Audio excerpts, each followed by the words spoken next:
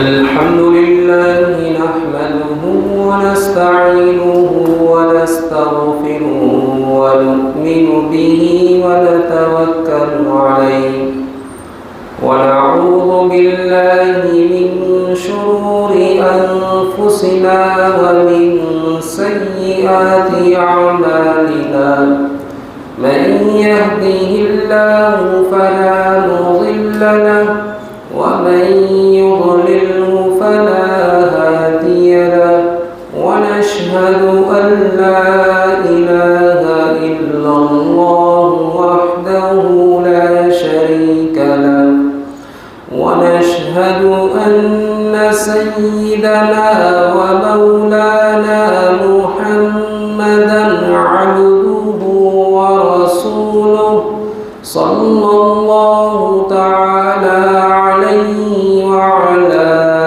آله وصحبه وبارك وسلم تسليما كثيرا أما بعد فأعوذ بالله من الشيطان الرجيم بسم الله الرحمن الرحيم وتركنا بعضهم يومئذ يموج في بعض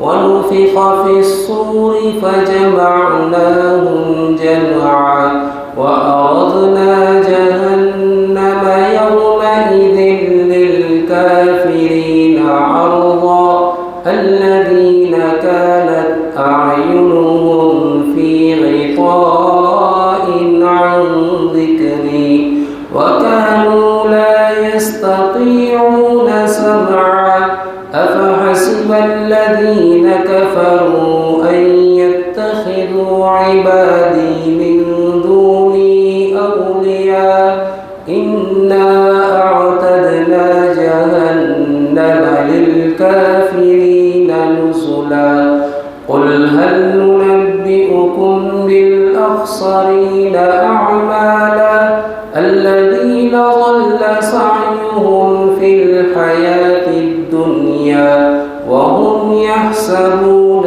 أنهم يحسنون صنعا أولئك الذين كفروا بآيات ربهم ولقائه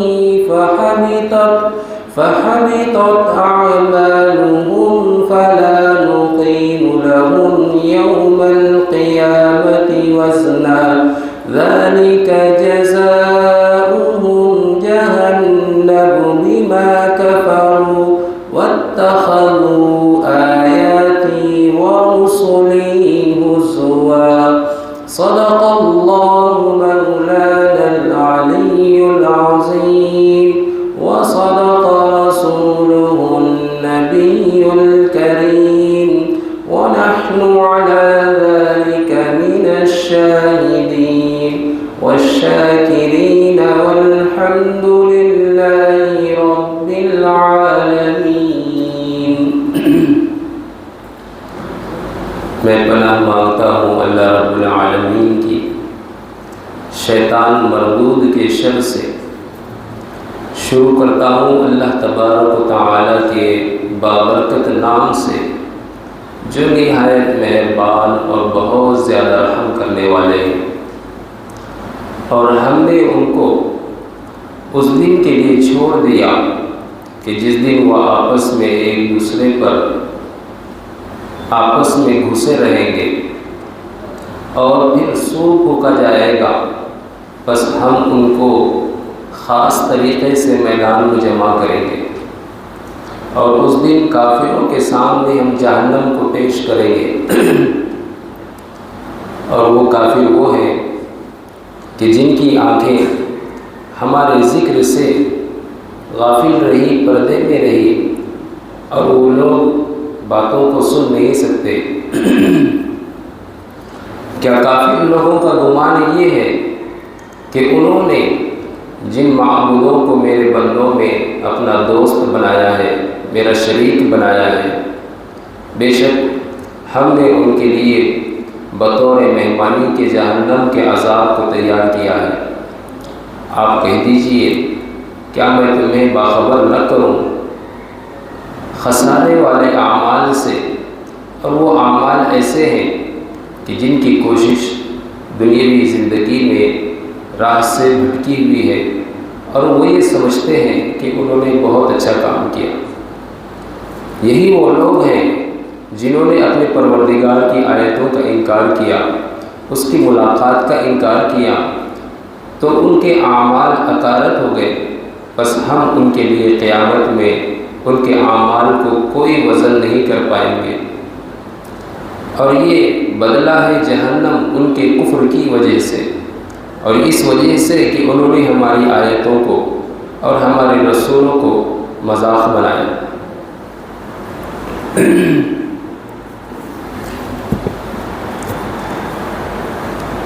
کل جو بالترتیب خروج دجال، حضرت عیسیٰ علیہ السلام کا دنیا میں آنا، پھر یاجوج ماجوج کا زمین کے اندر فساد مچانا، کل بالترتیب یہ بات جو ہے سمجھائی گئی تھی، اور بات اتنی تفصیل سے سمجھائی گئی تھی کہ اب اس پر آج گفتگو کرنے کا کوئی موقع نہیں۔ لیکن کل جو ہے جو ویڈیو بنائی گئی اور یوٹیوب پہ ویڈیو ڈالی گئی تو بہت سارے سوالات میرے پاس آئے پرسنل واٹس ایپ کے اوپر۔ جو لوگ مجھے جانتے ہیں انہوں نے سوال کیے، اور وہ سوال کیا ہے کہ جو تفصیل یاجوج ماجوج کی آپ نے بتائی اس سے تعیین نہیں ہوتی کہ یاجوج ماجوج کہاں ہے، اس سے تعیین نہیں ہوتی کہ یاجوج ماجوج کہاں ہے۔ پھر جو تفسیر آپ نے کی ہے اس تفسیر سے یہ بھی ظاہر نہیں ہوتا کہ یاجوج ماجوج کب نکلیں گے، کتنے زمانے کے اندر رہیں گے۔ یہ سوال تو کوئی خاص نہیں ہے، ان سارے سوالات کے جوابات اس کے اندر موجود ہیں، لیکن پھر ایک مرتبہ بطور تسلی کے میں دوہرا رہا ہوں، اس کو پہلے مثال سے سمجھتے ہیں۔ اللہ تبارک و تعالی نے حضرت عزیر علیہ السلام کو 100 سال تک سلائے رکھا، قرآن کریم میں فَأَمَاتَهُ مِئَةَ عَامٍ ثُمَّ بَعَثَهُ۔ اللہ نے حضرت عزیر کو کہ انسان مر کر دوبارہ کیسے زندہ ہوتا ہے 100 سال تک سلائے رکھا، مِئَةَ عَامٍ ثُمَّ بَعَثَهُ، پھر زندہ کیا۔ قال کم لبثت، اللہ نے پوچھا عزیر کتنے سال سوئے، کم لبثت، قال لبثت یوما او بعض یوم، حضرت عزیر نے فرمایا ایسا لگتا ہے کہ ایک دن یا ایک رات سویا، یا ایک دن کا کچھ حصہ سویا۔ اللہ نے حضرت عزیر کو فرمایا اچھا ٹھیک ہے، جب گھر سے نکلے تو تمہارے ساتھ کیا تھا؟ کہا کہ گدھا تھا سواری کے لیے، ساتھ میں توشہ تھا۔ فانظر الی طعامک، دیکھو اپنے کھانے کی طرف، وانظر الی شرابک، اپنی جو ہے پینے کی چیزوں کی طرف دیکھو۔ لم یتسنہ، یہ سڑی گلی نہیں ہے ابھی، جیسی تازی تھی ویسی کی ہے، لیکن جو سواری کا گدھا تھا وانظر الی العظام، دیکھو وہ گدھا جو ہے نا مر کے اس کی ہڈیاں بکھر گئی ہیں۔ وانظر الی حمارک، اس گدھے کی طرف دیکھو،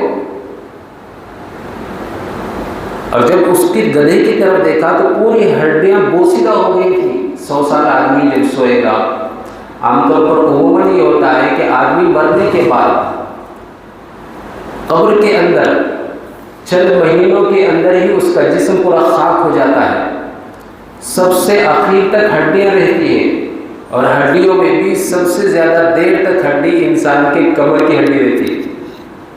مفسرین اور فقہاء نے لکھا ہے کہ یہ ہڈی کے ذرات مٹی کے اندر کافی دیر تک رہتے ہیں، اور اللہ تبارک و تعالیٰ انہی ریڑھ کی ہڈی کے اور کمر کی ہڈی کے ذرات سے ہی انسان کے جسم کو اٹھائیں گے۔ مفسرین نے لکھا ہے۔ تو حضرت عزیر کو کہا کہ گدھے کی طرف دیکھو، اپنے سواری کی جو چیز ہے تمہاری، دیکھا کہ وہ تو بالکل بوسیدہ ہو گیا ہے اور ہڈے نظر آ رہی ہیں۔ کہا یہ کیسے؟ اب دیکھو کیف ننشزھا، ہم کیسے اس کے اوپر جو ہے گوشت چڑھاتے ہیں، ثم نکسوھا، پھر جو ہے پوست لگاتے ہیں، ثم نکسوھا لحم، آپ گوشت چڑھا رہے ہیں، اس کے اوپر گوشت چڑھ گیا، اس کے اوپر پوست کھال لگا رہے، کھال لگ گئی، اور گدھا بالکل زندہ ہو کر حضرت عزیر کے سامنے آ کر کھڑے ہو گئے۔ حضرت عزیر نے کہا تھا نا کیف یحیی اللہ بعد موتھا، اے اللہ مرنے کے بعد لوگوں کو کیسے زندہ کرتے ہیں؟ اللہ نے جیتا جاگتا نمونہ حضرت عزیر کو دکھایا، لیکن واقعہ سنانا منشا نہیں ہے۔ کیا حضرت عزیر 100 سال سوئے، وہاں سے گزرنے والوں کو، بستی والوں کو، کسی کو علم نہیں حضرت عزیر کہاں تھی 100 سال تک، اور کسی کو وہاں ان کا پتہ نہیں تھا کہ یہاں سوئے ہوئے ہیں۔ ٹھیک اسی طریقے سے اصحاب کہف 309 سال تک سوئے غار کے اندر، کتنوں لوگ وہاں سے گزرے ہوں گے، لیکن اللہ نے ان کا پتہ کسی کو نہیں بتایا اور ان کا پتہ کسی کو لگنے نہیں دیا۔ جب وقت آیا تو حضرت عزیر کی بھی جو ہے جو موت تھی عارضی، اللہ نے ان کو زندہ کیا۔ جب وقت آیا اصحاب کہف کو زندہ کر دیا اور پھر لوگوں کے سامنے ان کو ظاہر کر دیا۔ ان دو مثالوں کے ذریعے میں یہ سمجھانا چاہ رہا ہوں کہ یاجوج ماجوج جہاں کہیں بھی ہوں گے، اللہ کی زمین ان ارض اللہ واسعہ، بہت وسیع کشادہ ہے، انسان کی تحقیق، انسان کی طاقت وہاں تک نہیں جا سکتی۔ لوگ تحقیق کر رہے ہیں، میں نے اس دن بتایا تھا کہ کس نے تحقیق کی ہے۔ آسٹریلیا کے اندر حال میں تحقیق جاری ہے، 12,000 میل لمبی دیوار ہے، ایک 12 میل چوڑی، کہیں 10 میل چوڑی۔ سائنسدان اس کے اوپر ریسرچ کر رہے ہیں اور نئے نئے راز مل رہے ہیں، ظاہر ہو گئے، جو چیز دنیا کو معلوم نہیں تھی وہ نکل رہے ہیں۔ آج سے 500 سال پہلے چوتھے بر اعظم کا وجود نہیں تھا، چوتھے بر اعظم کا وجود نہیں تھا 500 سال پہلے آج سے، پھر چوتھے بر اعظم کا وجود ہوا تو لوگوں کے سامنے امریکہ کا نام ظاہر ہوا، اور ایسا ظاہر ہوا کہ پوری دنیا کے اوپر مسلط ہو گئے۔ کوئی نہیں جانتا تھا کہ چوتھا بر اعظم دنیا میں، تو پتہ نہیں اللہ نے ایسے کتنے راز زمین کے اندر، اور وہاں تک پہنچنے کے لیے کتنے سمندر اور کتنی زمین ہم کو طے کرنی پڑے گی، پتہ نہیں۔ جب اس کا وقت آئے گا اللہ تبارک و تعالیٰ اس کو ظاہر کر دے گا۔ ہاں ایک روایت آپ کو سناتا ہوں، مسلم شریف کی روایت ہے۔ اللہ کے رسول صلی اللہ علیہ وسلم ایک مرتبہ نیند سے بیدار ہوئے، حضرت زینب بنت جحش فرماتی ہے، اور نیند سے بیدار ہوئے تو دیکھا کہ آپ کی آنکھیں سرخ ہو گئی ہیں اور آپ کا چہرہ انور لال ہو گیا غصے میں۔ تو حضرت زینب بنت جحش نے پوچھا، اے اللہ کے رسول کیا بات ہے، آپ نے کوئی خواب دیکھا؟ تو اللہ کے رسول صلی اللہ علیہ وسلم نے فرمایا، نہیں، لا الہ الا اللہ بلا الہ الا اللہ، اذا جاءتهم الرجل یوم القیامت بلا الہ الا اللہ، قیامت کے دن اللہ تبارک و تعالی جو ہے لوگوں کو لا الہ الا اللہ کے ساتھ اٹھائیں گے، لیکن کیا ہوگا؟ ویل للعرب من شر قد اقترب، لیکن یہ عرب کے لیے بڑی ہلاکت ہے ایک ایسے فتنے سے جو بالکل ان کے قریب آ گیا ہے۔ فتح من ردم یأجوج و مأجوج، سد سکندری جو ہے ذوالقرنین بادشاہ نے جو بنائی تھی، تو اس سد سکندری کو یاجوج ماجوج نے کھول دیا ہے، اس کا ایک حصہ کھول دیا ہے۔ قالت یا رسول اللہ، حضرت زینب نے کہا، اللہ کے رسول، انہلک وفینا صالحون، اگر وہ کھل گیا ہے تو کیا ہم سب ہلاک کر دیے جائیں گے؟ ہمارے اندر جو نیک اور صالح لوگ ہیں وہ بھی؟ اللہ کے رسول صلی اللہ علیہ وسلم نے فرمایا قال اذا کثر الخبث، جب گندگی، گناہ، معصیت اور اشرار الناس، فساد مچانے والے لوگ زمین پر موجود ہو جائیں گے تو ان کے ساتھ کچھ نیک لوگ ہوتے ہیں وہ بھی چلے جائیں گے ساتھ میں، اللہ کو گیہوں کے ساتھ گھل بھی پسے جاتے ہیں۔ صحابہ نے حضرت زینب سے پوچھا اللہ کے رسول نے کتنا بتایا کہ یاجوج ماجوج کا دروازہ کھل گیا ہے، اس کی دیوار کھل گئی؟ تو حضرت زینب نے ایسا ہاتھ کا حلقہ بنایا، انگشت، شہادت اور انگوٹھا، کتنا کھل گیا، 9 کے زیادہ نہیں بنائے۔ یہ روایت ہے۔ پھر جو بالترتیب میں نے ترتیب بتائی تھی وہ مسلم شریف ہی کی روایت سے بتائی تھی، جو حدیث نواس بن سمعان کی حدیث ہے، اور بالترتیب خروج دجال، حضرت عیسیٰ کا جو ہے نزول ہونا، پھر اس کے بعد حضرت عیسیٰ کا دجال کو قتل کرنا، یاجوج ماجوج کا نکلنا، پھر یاجوج ماجوج کا زمین کے اندر فساد مچانا، اور فساد مچانے کے بعد آسمانی تعاون اور وبا کے ذریعے سے ان کا ہلاک ہو جانا حضرت عیسیٰ کی دعا کے ذریعے سے۔ یہ پوری تفصیل میں نے کل بتائی تھی۔ اس میں جو ایک خاص بات ہے، دجال زمین کے اوپر 40 دن رہے گا، یہ بتایا۔ حضرت امام مہدی اور حضرت عیسیٰ علیہ السلام کا زمانہ بھی زمین کے اوپر کتنا ہوگا یہ بھی سن لو، 40 سال ہوگا۔ امام مہدی حضرت عیسیٰ سے پہلے آئیں گے، 30 سال پہلے، اور آخر کے سالوں میں حضرت عیسیٰ کے ساتھ مل کر مشترکہ کام کریں گے امت کے ساتھ دجال کو قتل کرنے میں۔ اور حضرت عیسیٰ کے 8-9 سال کے بعد امام مہدی دنیا سے رخصت ہو جائیں گے، پھر امام مہدی کے جانے کے بعد حضرت عیسیٰ دنیا کے اندر رہیں گے۔ بعض نے کہا کہ امام مہدی کے جانے کے بعد 40 سال رہیں گے، اور بعض فقہاء نے یہ کہا کہ ان کی پوری مدت 40 سال ہے۔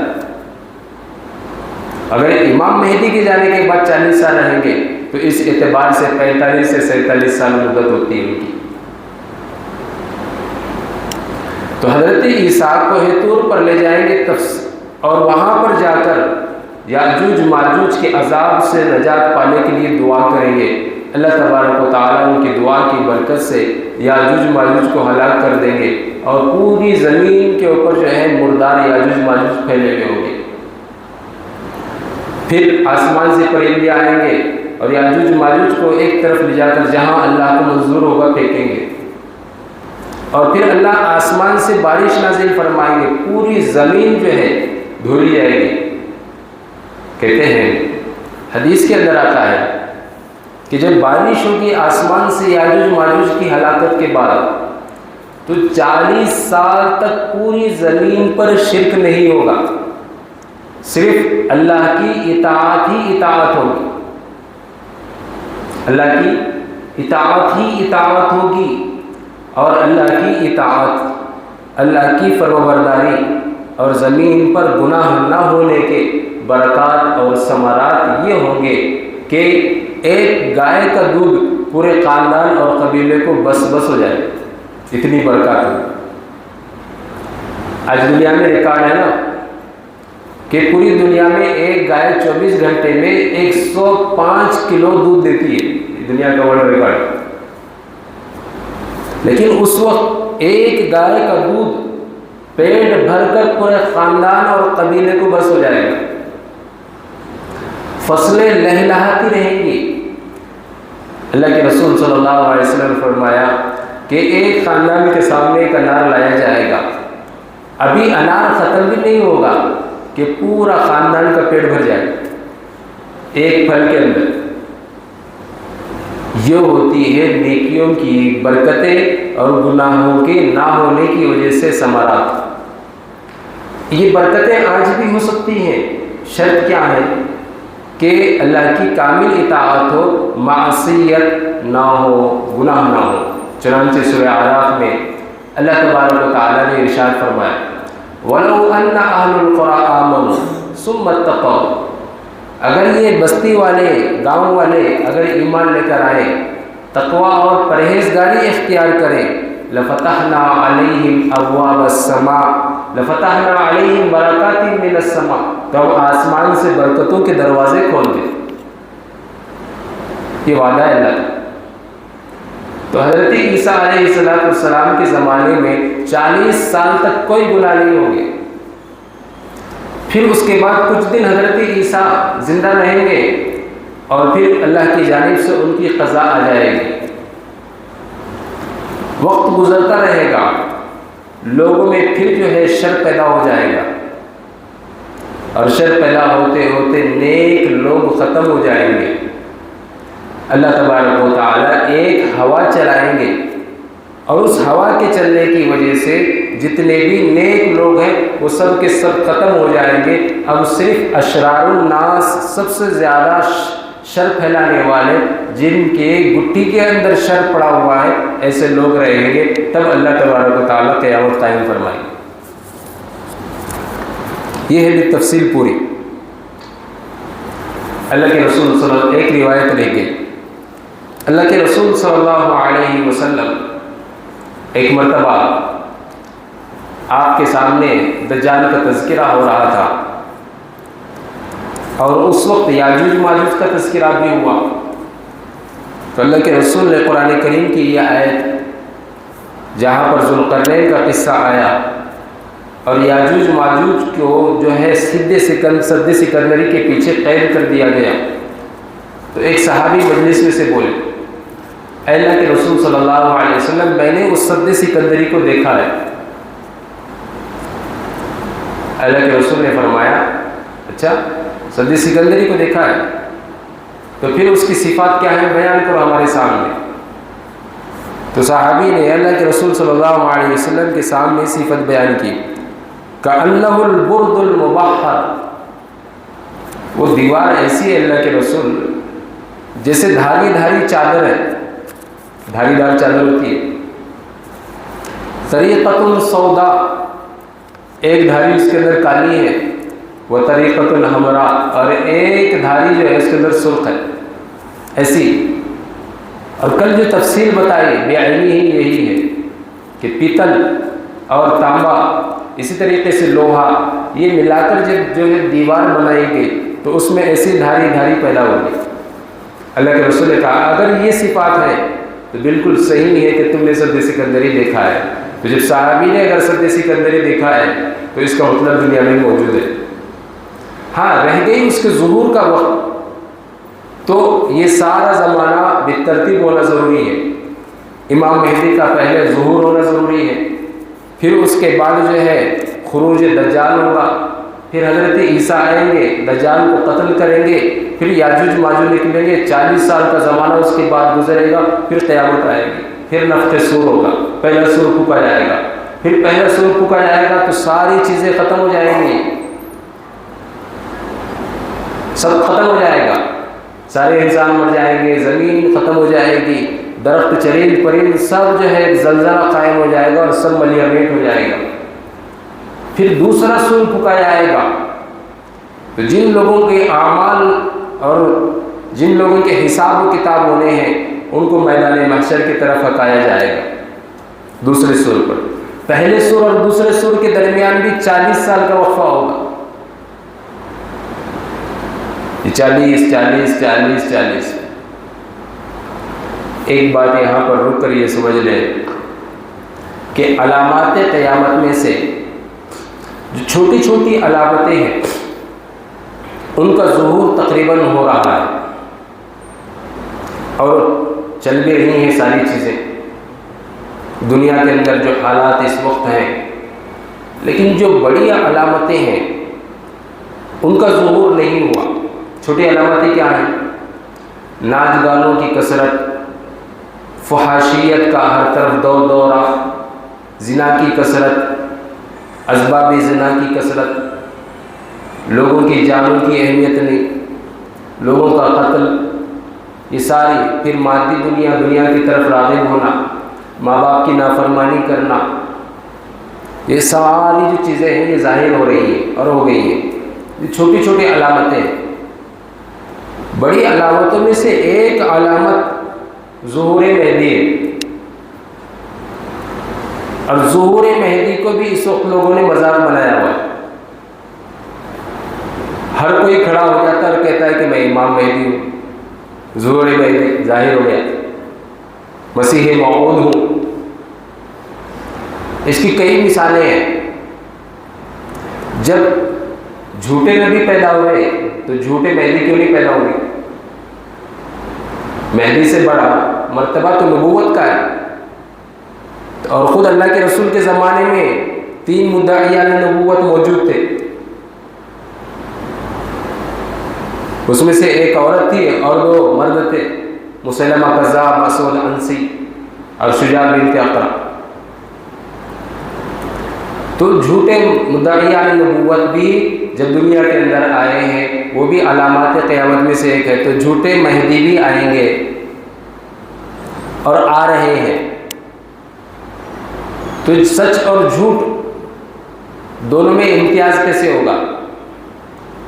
سچ اور جھوٹ کا سب سے بڑا امتیاز یہ ہے، امام مہدی علیہ الرضوان، ان کا نام کیا ہوگا؟ ان کا نام اللہ کے رسول کے نام پر ہوگا، محمد بن عبداللہ۔ امام مہدی کی والدہ کا نام بھی بعض مفسرین کے مطابق اللہ کے رسول کی والدہ کے نام پر ہوگا، آمنہ۔ خاندانی اعتبار سے یہ اہل بیت میں سے ہوں گے، اللہ کے رسول کے خاندان سے ہوں گے۔ باپ کے اعتبار سے یہ حسنی ہوں گے، ماں کی جانب سے نسبت ان کی حسینی ہوگی۔ اور بعض لوگوں نے اس کا الٹا کہا ہے کہ باپ کی طرف سے حسینی اور ماں کی طرف سے حسنی، یعنی حضرت حسن اور حضرت حسین کی اولاد۔ باپ کی نسبت حضرت حسین کی طرف اور ماں کی جو نسبت چلتی ہے حضرت حسن کی طرف، وہاں ان خاندان سے ہوں گے۔ یہ سب سے اہم مین پوائنٹ ہے امام مہدی کے پہچاننے کا۔ آج دنیا میں جن لوگوں نے بھی مہدیویت کا دعویٰ کیا ہے، ان کی لنک کہیں سے کہیں بھی مدینہ تک نہیں ملتی۔ لنک کیا؟ نام بھی ان کے خاندان میں کبھی کسی نے محمد رکھا ہے کہ نہیں پتا، اور اپنے آپ کو مہدی دعویٰ کرتے۔ جیسے آج کے زمانے میں ہمارے یہاں آج کل بڑا زور و شور چل رہا ہے شکیل بن حنیف کا، فتنہ شکیلیت، جس نے اپنے آپ کو مسیح موعود اور مہدی ہونے کا دعویٰ کیا، اور لوگ جو ہے اس دعوے کو ایکسیپٹ بھی کر رہے ہیں۔ ان کے جو چیلے ہیں لوگوں کی ذہن سازی کرتے ہیں، مسجدوں میں آ کر، تجارتوں کے اندر آ کر، باہر میل ملاپ کے ذریعے سے۔ اس لیے جو ہے اس سے ہوشیار رہنے کی ضرورت ہے۔ وہ امام مہدی نہیں ہے، وہ جھوٹا مہدی ہے، جھوٹا مہدی ہے۔ اور اگر مہدی ہوتے، اللہ تبارک و تعالی امام مہدی کے ظہور کا جب وقت آئے گا نا، تو امام مہدی کو خود ہی اللہ تبارک و تعالی لوگوں کے سامنے ظاہر کر دیں گے کہ وہ بیت اللہ میں بیٹھے ہوئے ہوں گے۔ شکیل بن حنیف اب تک بیت اللہ گیا ہی نہیں، اور اپنے آپ کو امام مہدی ہونے کا دعویٰ کر رہا ہے۔ امام مہدی کا ظہور ہی بیت اللہ میں ہوگا، بیت اللہ کی دیوار کو ٹیک لگائے بیٹھے ہوں گے، اور وقت کے علماء اور مشائخ ان کو دیکھ کر پہچان لیں گے کہ یہ امام مہدی ہے۔ پھر وہاں سے بیعت کا سلسلہ شروع ہوگا۔ اور شکیل بن حنیف کا بیت اللہ یہی ہے اورنگ آباد کے پاس، اس کا گھر بہار میں، اس کے چہرے چپاٹے ہر جگہ کام کر رہے ہیں۔ اس لیے یہ کہیں سے کہیں بھی جو ہے نہیں ہو سکتا۔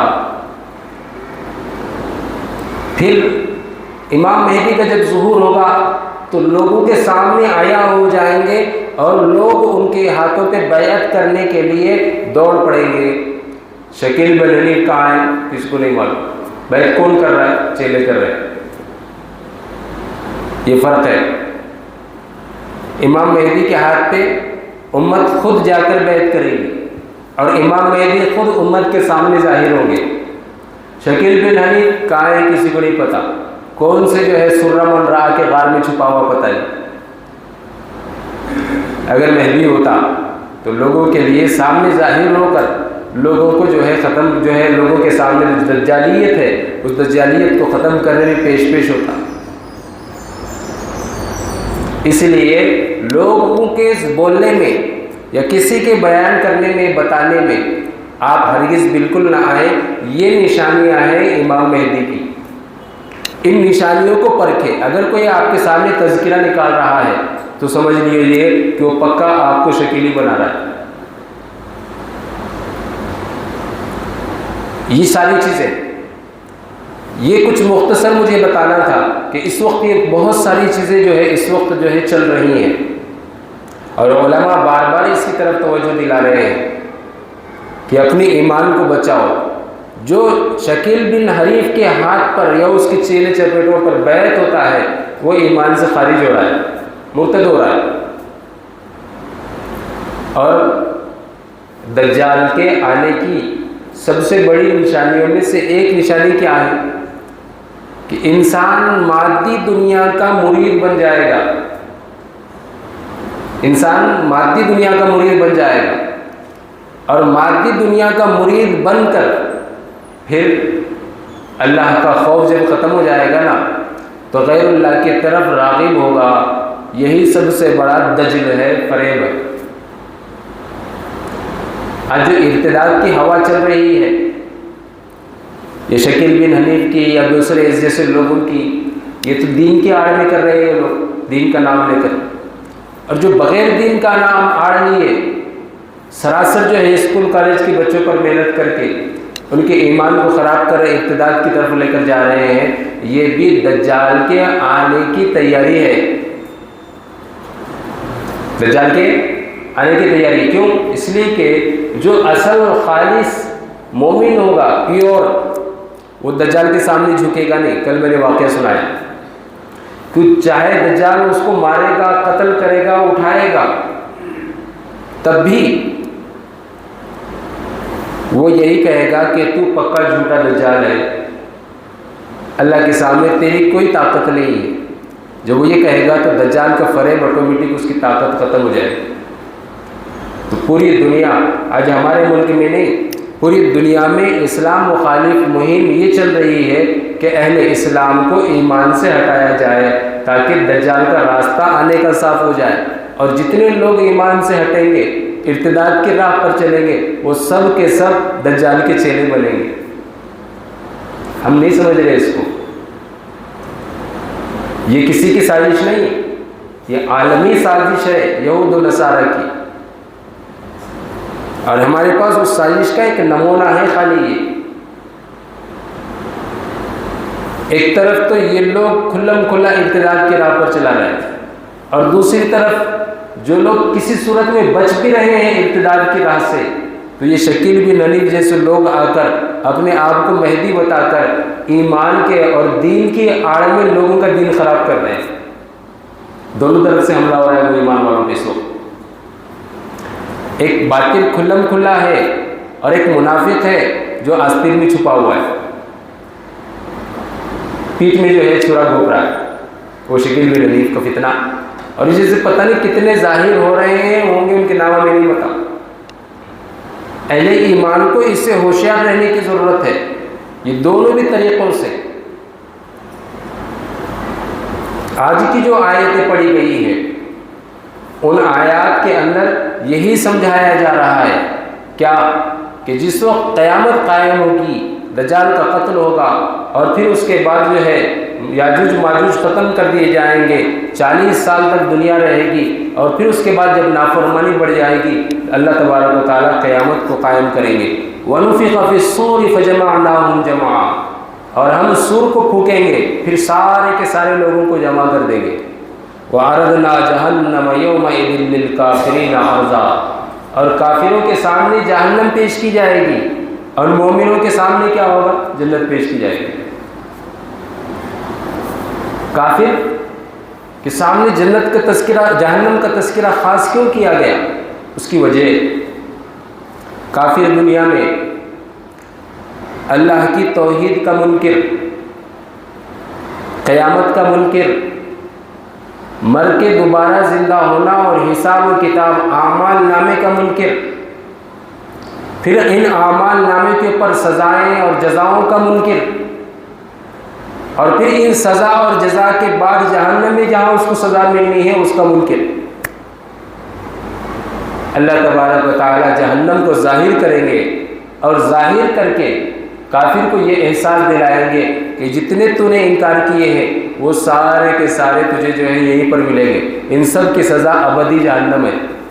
توحید کے انکار کی سزا ابدی جہنم، قیامت کے انکار کی سزا ابدی جہنم، اعمال کے اور جو ہے ان کے تولے جانے کا اور ان کے جو حساب و کتاب کی سزا ابدی جہنم، انبیاء کے انکار کی سزا ابدی جہنم، اللہ کے احکامات کی سزا، انکار کی سزا ابدی جہنم۔ لہذا یہ جہنم ہے، ساری سزاؤں کا گڑھی ہے، مرکز ہے۔ لے جب وہاں کی ہولناکیاں دیکھے گا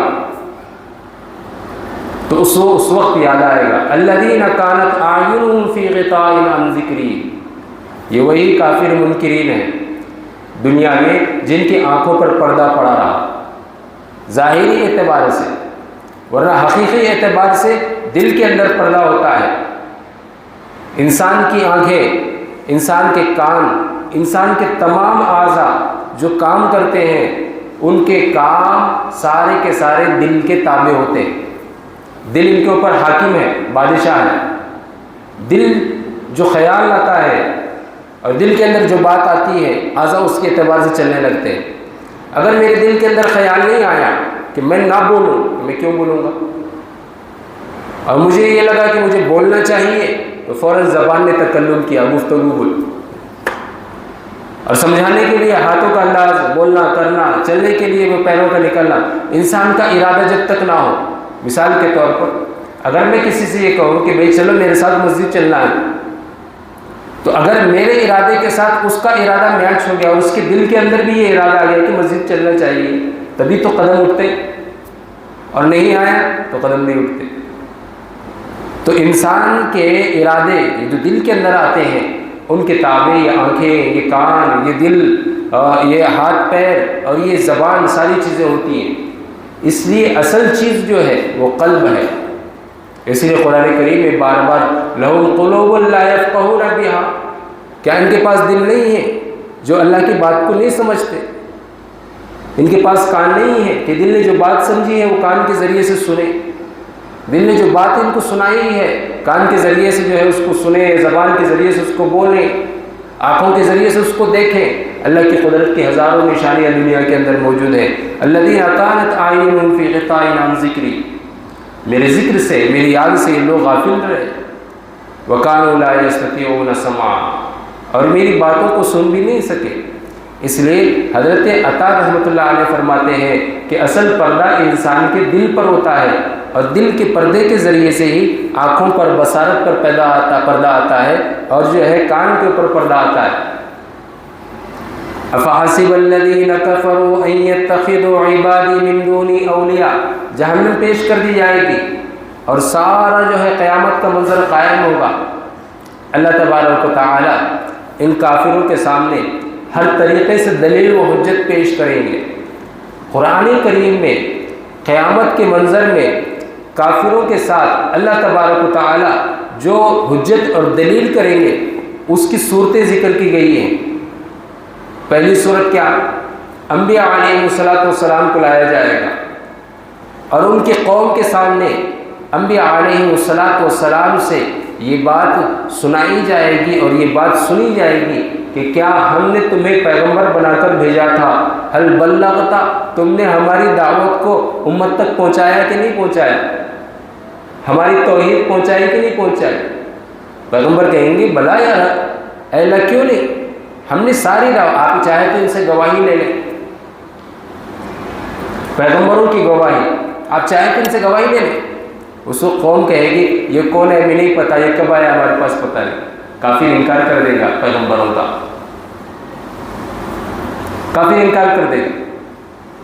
جب کافر انکار کر دے گا تو پیغمبر پریشان ہوگا، حالانکہ اللہ جانتے ہیں کہ فلاں حضرت نوح علیہ السلام کو ان کی قوم کی طرف بھیجا گیا، لیکن قوم انکار کر رہی ہے حضرت نوح کا۔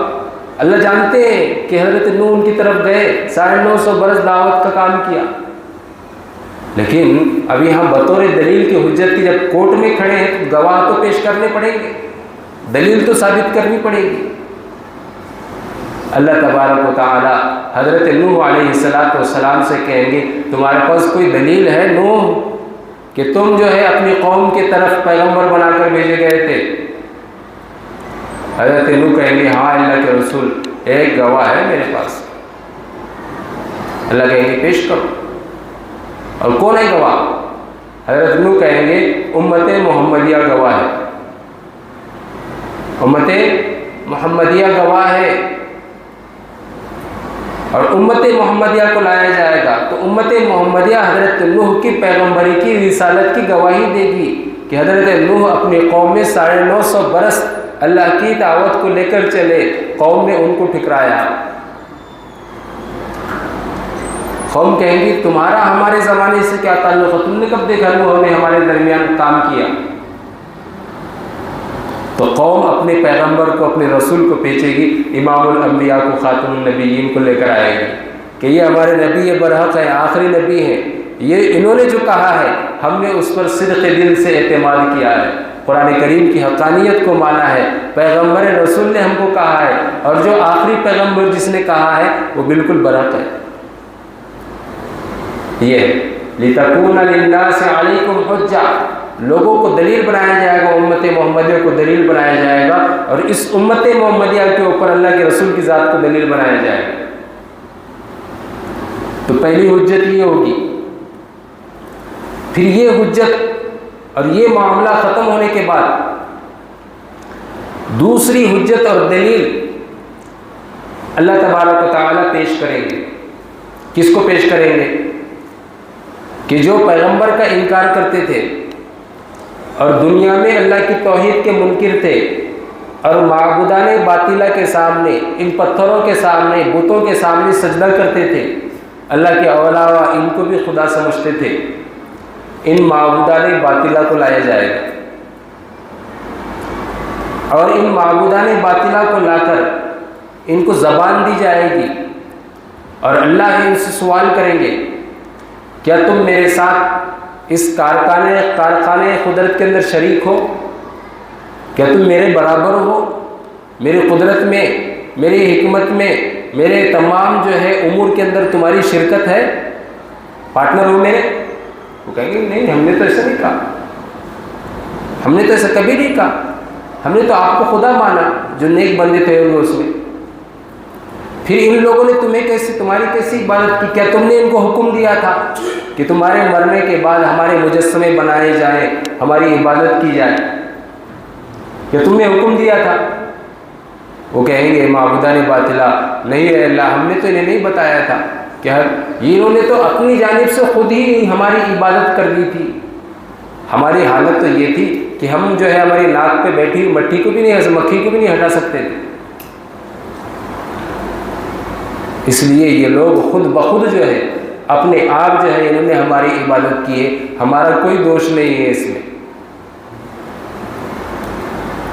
تو اس وقت کافرین جو ہے ان معبودان باطلہ کو جھٹلانے لگیں گے اور کہیں گے یہ کیا کر دیا، اتنی ساری زندگی، اتنے سال ہم نے تمہاری عبادت کی، بجائے یہ کہ تم ہمارے یہاں سفارش کرتے، جہنم سے ہمیں بچاتے، تم الٹا میں جہنم کی طرف ڈھکیل رہے، اپنا دامن صاف کر رہے۔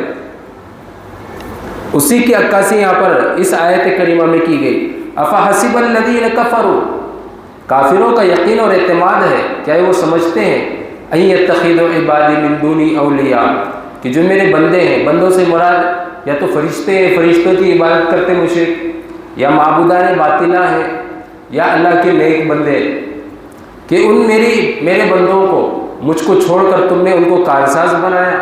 انا اعتدنا جہنم للکافرین نزلا، جب اللہ کا معبود اللہ کے ساتھ میں دوسرے کو معبود میں شرک اور عبودیت کے اندر اور اللہ کے ساتھ جو ہے اللہ کی وحدانیت کے اندر کسی کو شریک کر لیا تو پھر کیا ہے، ان اللہ لا یغفر ان یشرک بہ ویغفر ما دون ذلک لمن یشاء، اللہ شرک کے علاوہ تمام گناہوں کو معاف کر دیں گے لیکن شرک کو معاف نہیں کریں گے۔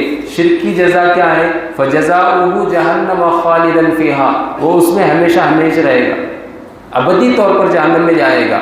انا اعتدنا جہنم للکافرین نزلا، جہنم کو ہم نے کافروں کی مہمان نوازی کے لیے تیار کیا ہے۔ گھر میں مہمان آتا ہے دور دراز سے تو اس کے لیے گھر کو تیار کیا جاتا ہے، دھویا جاتا ہے، خوشبوئیں لگائی جاتی ہیں، سجایا جاتا ہے، کپڑے بستر پردے وغیرہ سارے صحیح کیے جاتے ہیں، کوئی گندگی نہ رہے تاکہ مہمان کو تکلیف نہ پہنچے۔ تو اللہ تبارک و تعالیٰ فرماتے ہیں جیسے دنیا میں بندہ مہمان کے لیے گھر کو سجاتا ہے، کمرے کو سجاتا ہے، ہم نے کافروں کے لیے جہنم کو سجایا ہے۔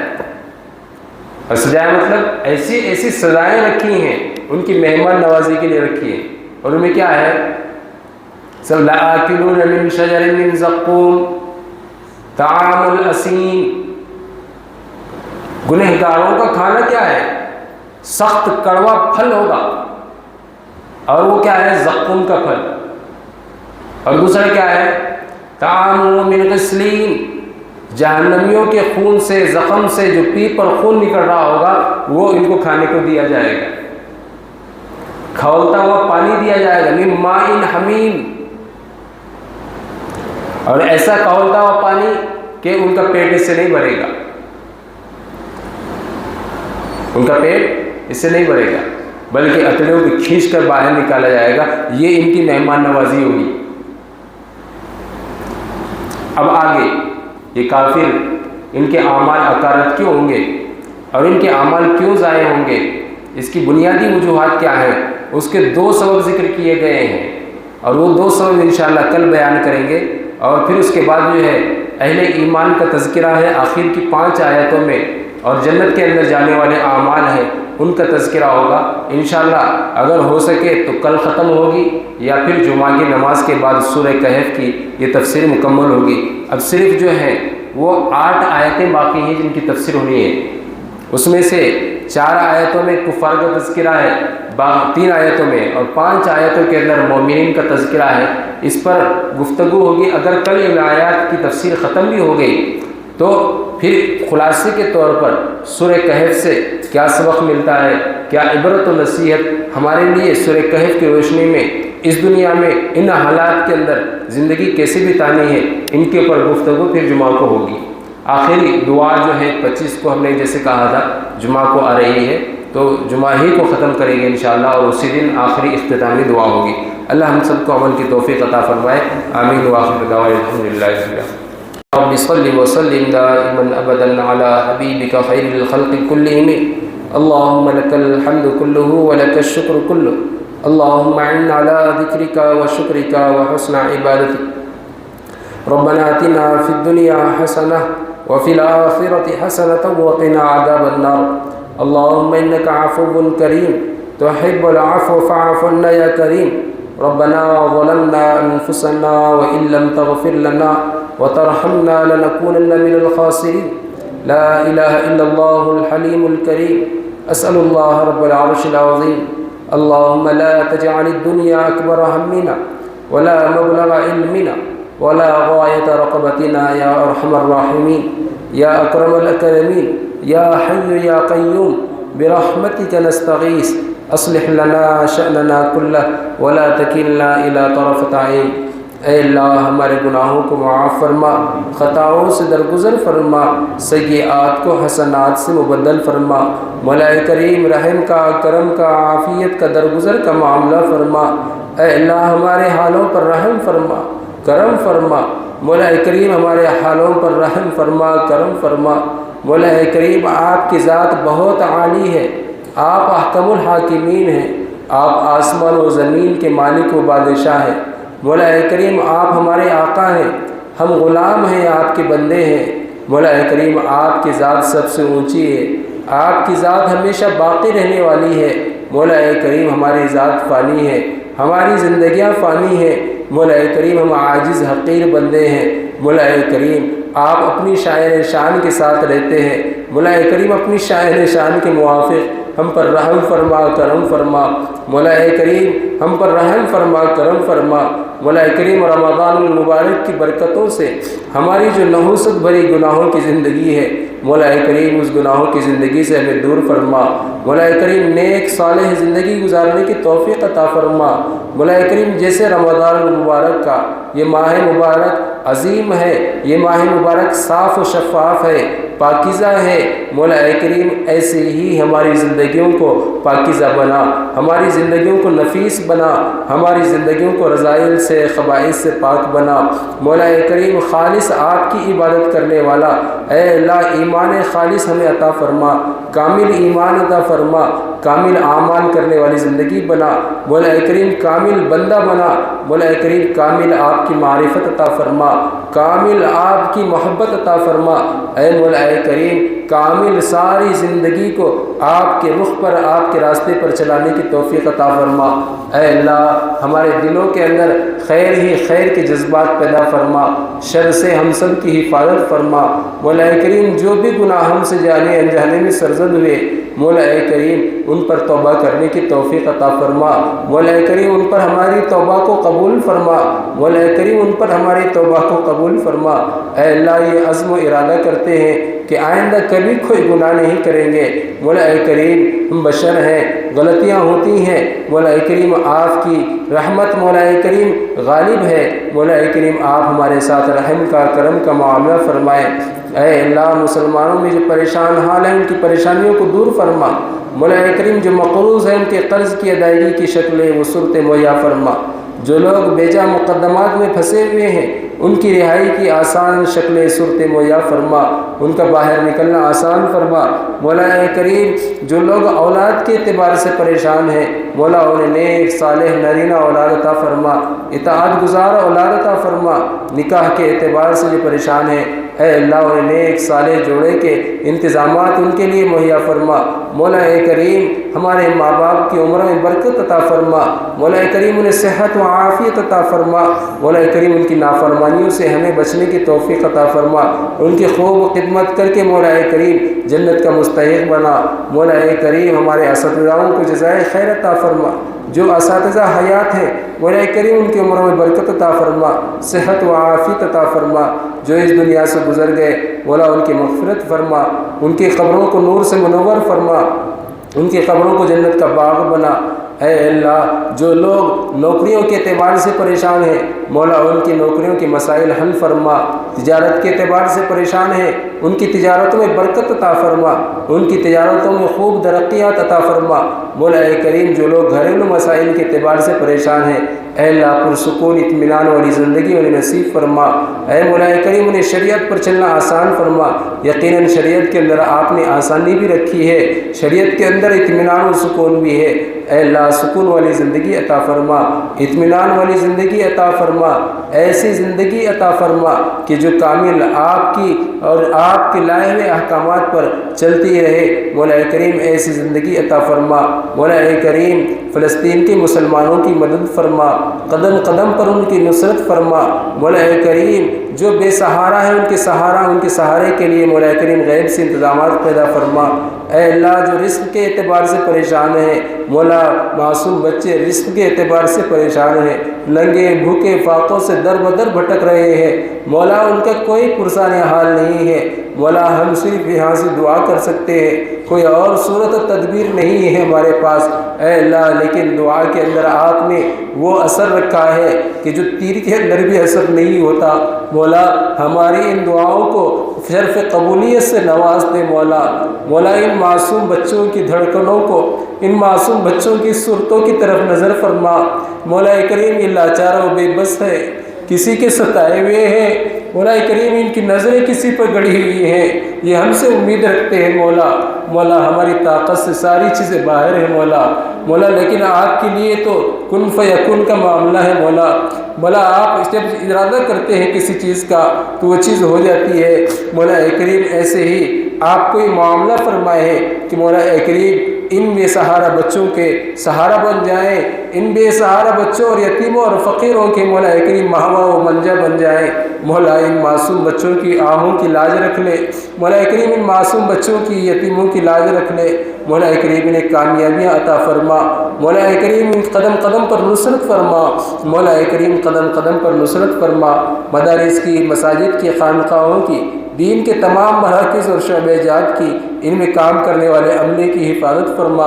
اے اللہ باطل کے تمام زور سے، منصوبوں سے، مکر و فریب سے امت مسلمہ کی حفاظت فرما، امت مسلمہ کے ایمان کی حفاظت فرما، جان کی حفاظت فرما، آبرو کی عزتوں کی حفاظت فرما، اعمال کی حفاظت فرما۔ اے اللہ آپ جب تک بھی زندہ رکھیں، ہم تمام کو اسلامی اصولوں پر زندہ رکھیں، ہم جب خاتمہ ہو ہمارا، ہماری اولادوں کا اور نسلوں کا اپنے فضل و کرم سے ایمان پر خاتمہ نصیب فرمائے۔ اے اللہ ہماری جو بھی دنیاوی دینی ضرورتیں ہیں، اے اللہ آپ بخوبی جانتے ہیں، علام الغیوب ہے مولا جو بہتر ہمارے لیے ہے، مولا کریم خزانہ غیب سے اس کا تکفل فرما، مولا کریم ہماری ضروریات کو مکمل فرما۔ اے اللہ جو کچھ بھی سنایا جا رہا ہے، پڑھا جا رہا ہے، مولا اس میں جو غلطیاں سرزد ہوئی ہیں اپنے فضل و کرم سے معاف فرما، اس کو پکڑ کر ذریعہ نہ بنا، مولا ہماری اس خدمت کو شرف قبولیت سے نواز دے، مولا کریم ہماری ان خدمتوں کو قبول فرما، مولا کریم اسی طریقے سے مولا کریم ان خدمتوں کے اوپر ثابت قدم رہنے کی توفیق عطا فرما۔ اے اللہ نیک اعمال کی توفیق عطا فرما، برائیوں سے بچنے کی توفیق عطا فرما۔ اے اللہ نبی علیہ الصلوۃ نے خیر کے لین سے جتنی بھی دعائیں مانگی ہیں ان سب میں ہمارا حصہ شامل حال فرما، جن شرور و فتن سے پناہ مانگی ہے مولا کریم ان تمام سے ہم سب کی حفاظت فرما۔ اے اللہ یہ ماہ مبارک بڑی تیزی سے گزر رہا ہے، مولا کریم آخری ایام عشری کے چل رہے ہیں، مولا کریم ان باقی ایام کی حفاظت کی اور ان کی قدر کرنے کی توفیق عطا فرما، عبادتیں کرنے کی توفیق عطا فرما، لہو و لعب سے ہماری اے مولا کریم ہمیں دور رکھنے کی توفیق عطا فرما، دور رہنے کی توفیق عطا فرما۔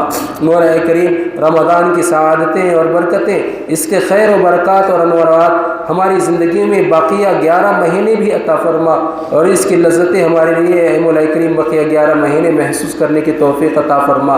اے اللہ ہماری دعاؤں کو نبی علیہ الصلوۃ کے صدقہ طفیل قبول فرما، وصلی اللہ علی النبی الکریم برحمتک یا